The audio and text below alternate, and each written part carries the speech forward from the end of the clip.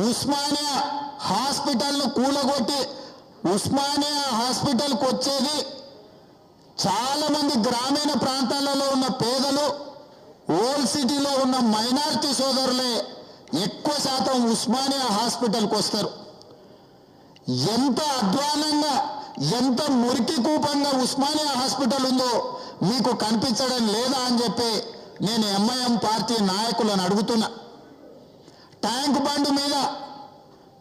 బండును పగలగొట్టి అందులో ఉన్న బురదను మొత్తం తీసేసి కొబ్బరి నీళ్ళలాగా చేస్తా అన్నాడు ముఖ్యమంత్రి. 30 నెలలైంది. కొబ్బరి నీళ్ళ సంగతి దేవుడు ఎరుగు. ఇక ఆ నీళ్ళ గురించి చెప్పాల్సిన పని లేదు. ఎప్పుడైనా కేసీఆర్ గారికి కలుపుకోవడానికి ఒక సీసా తీసుకుపోయిస్తే అప్పుడు తెలుస్తుంది కేసీఆర్కు ట్యాంక్ బండ్లు ఎట్లాంటి నీళ్ళు ఉన్నాయో. అని ఆ స్టూడెంట్ అడిగిండు, నువ్వు తాగినావంటే అరే నీదేందయ్యా, తాగినట్టు నన్ను జైల్లో పెడుతున్నావు, ఈ గవర్నమెంట్ తాగబోతు ముఖ్యమంత్రి నడుతుంది, ఆ నీడ పెట్టాలి అని పోరాడాలి.